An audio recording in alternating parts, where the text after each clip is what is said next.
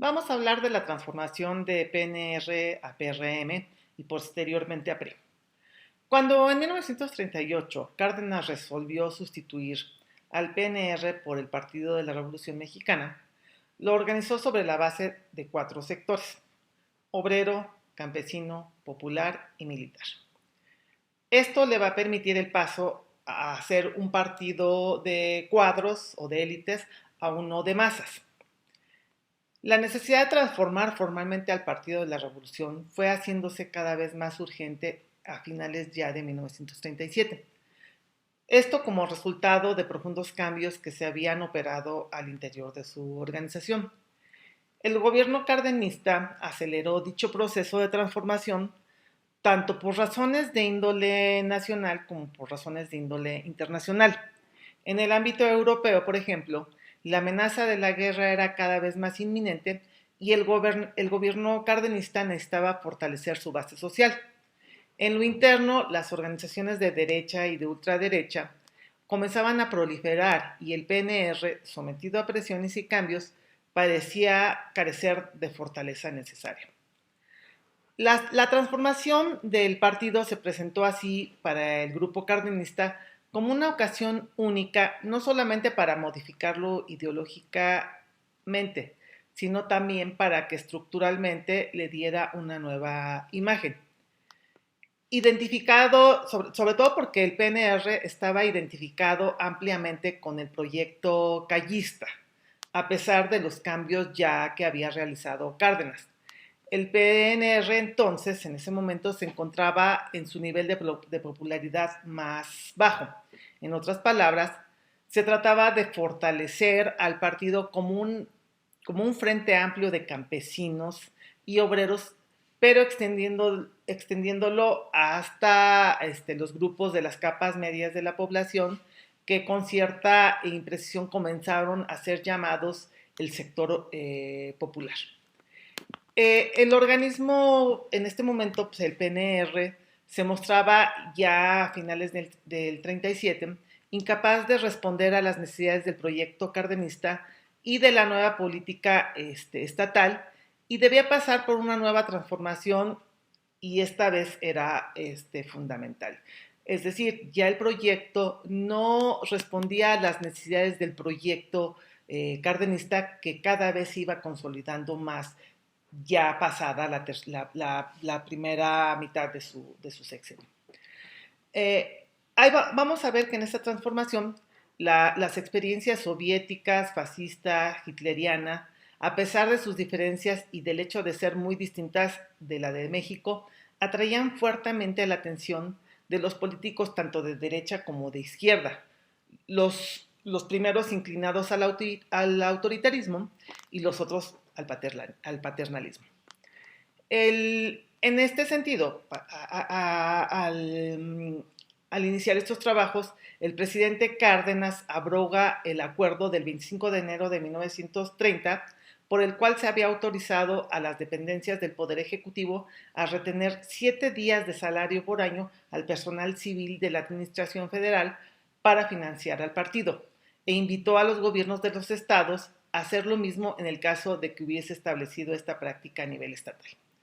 Cárdenas aplaudía finalmente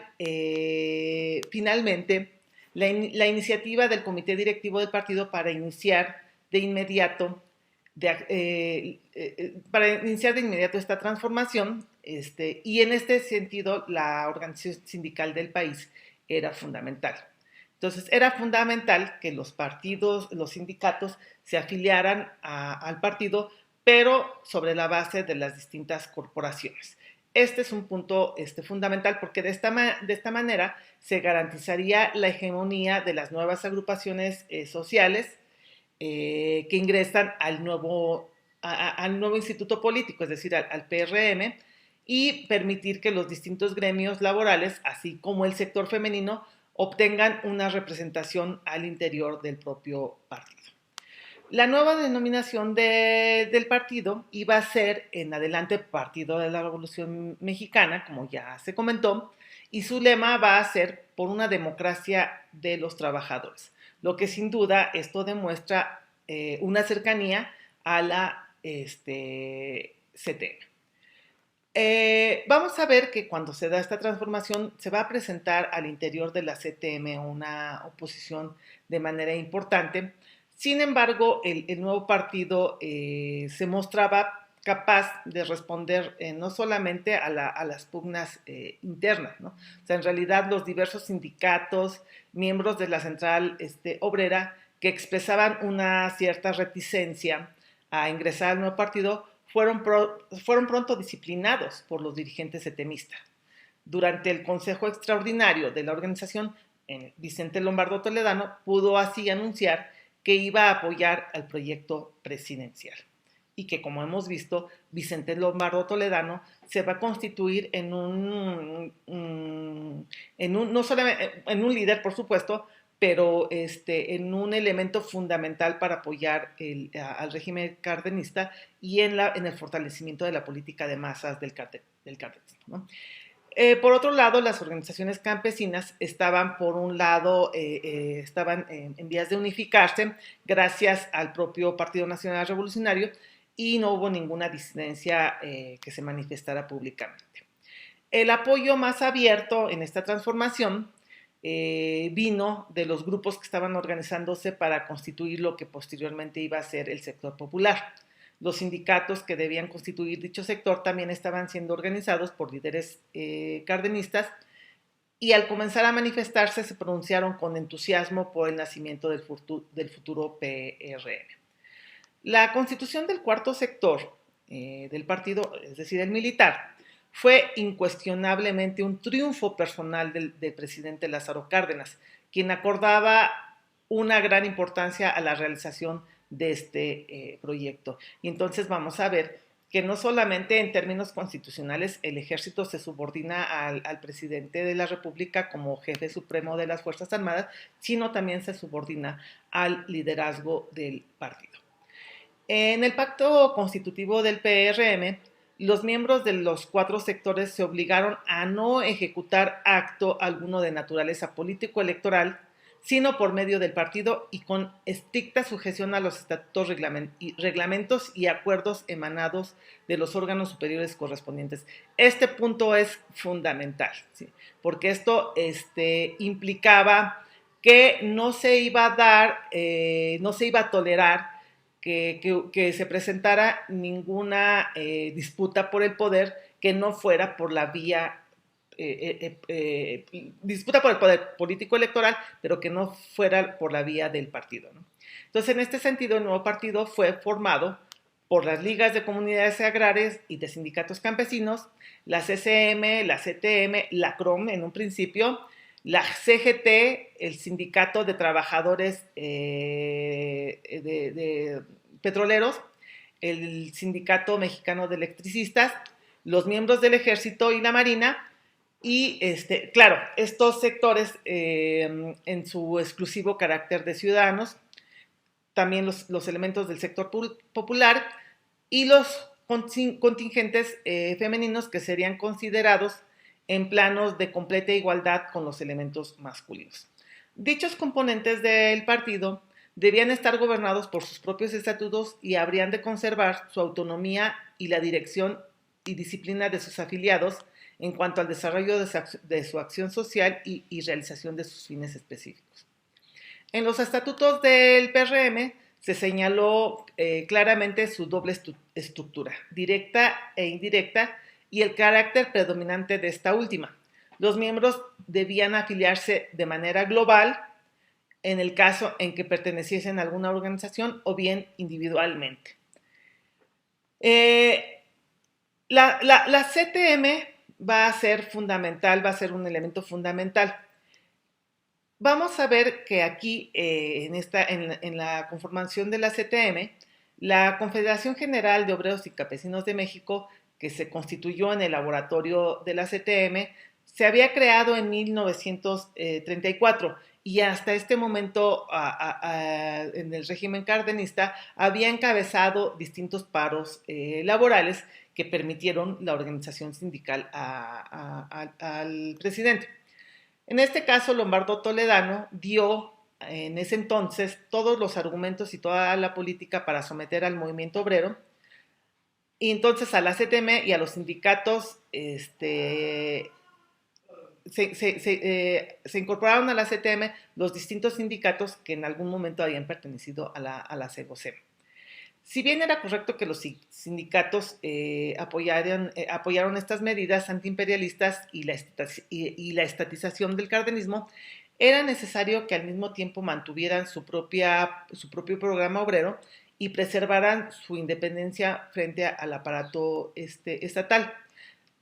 Ya como vimos en otro video, el discurso de los 14 puntos pronunciado en Monterrey el 11 de febrero de 1933 para que se estableciera la cooperación entre el gobierno y las empresas, aparte de marcar la política obrera que adoptaría Cárdenas, permitió iniciar los trabajos para la creación de la CTM en febrero de 1936. De hecho, los trabajos fueron del 21 al 24 de febrero y estos trabajos fueron capitaneados por Vicente Lombardo Toledano, a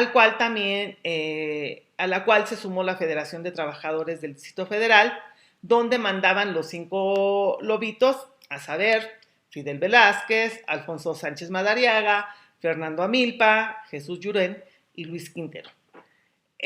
Al momento de la creación de la CTM, se disuelve la CEGOSEM, la CESUM y otras organizaciones. Solamente la CROM y la CGT no se adhirieron en ese momento a la CTM.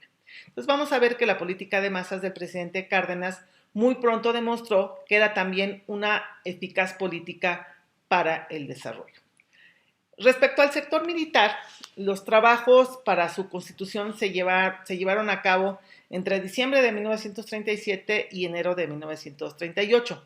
En este sentido, respecto al sector militar, Cárdenas pensaba que los miembros del ejército no serían empujados hacia la política como en el pasado, sino que, por el contrario, su papel consistiría en actuar como un contrapeso entre el sector obrero.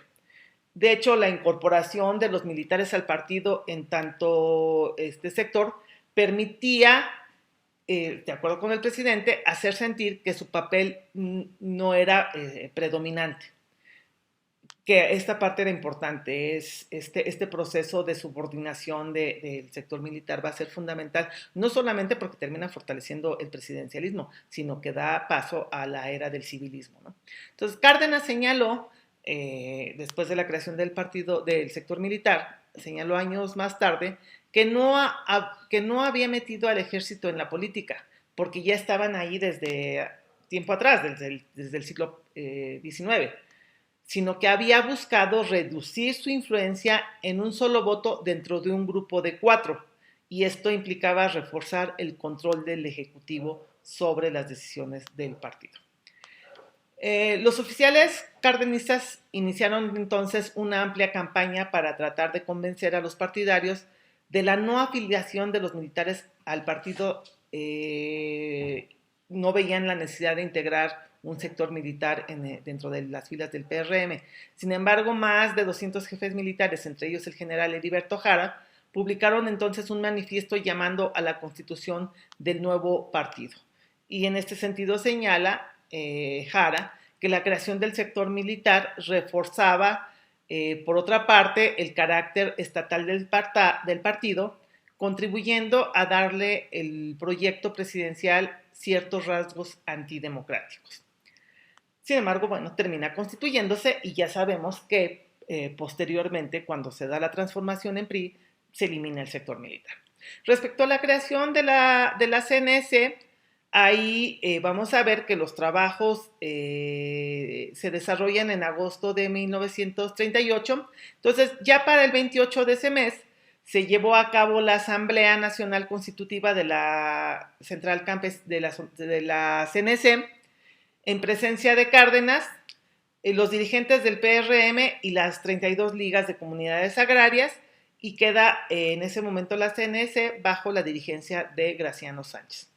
La CNC nace en medio de un debate por la participación oficial en sus trabajos. Desde su constitución fue un pilar del Estado mexicano, revolucionario, altamente burocratizado, a tal grado que se confunde con la burocracia estatal, cuyos líderes provenían de las capas medias de la población. Entonces vamos a ver que la conformación de estos sectores van a fortalecer al PRM, pero también hubo una serie de organizaciones que se crean con anterioridad que van a fortalecer la propia estructura del PRM. En este caso, en 1930, el 29 de julio de 1935 se crea el Instituto de Estudios Sociales, Políticos y Económicos del partido. También se va a presentar el manifiesto del 4 de septiembre de 1936, pronunciado por el presidente del PNR, en ese momento Silvano Barba González, en el cual se señala que el partido mantendrá una política de puertas abiertas para todas las organizaciones de obreros y campesinos, terminando con este manifiesto, se termina con los vestigios todavía del callismo, ¿no?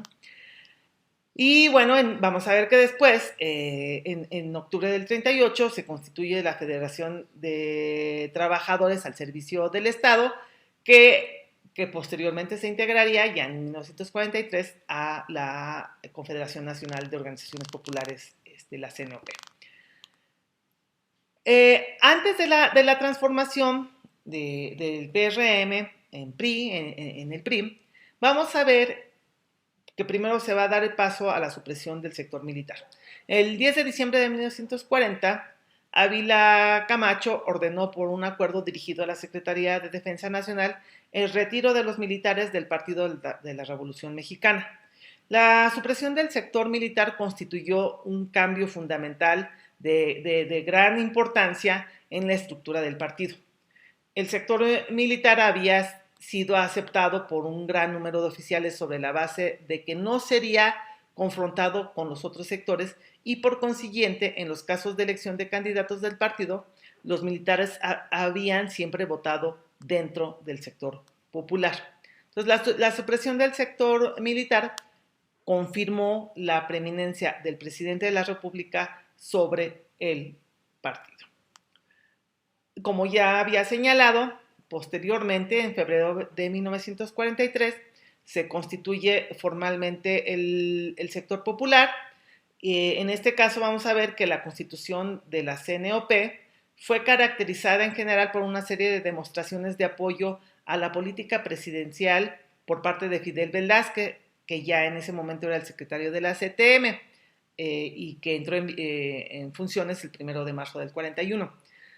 En la creación de esta central se pronunciaron también a favor el mayor Antonio Nava Castillo, en ese momento secretario, bueno, que va a ser nombrado secretario de Acción Popular y Cultural del PRM.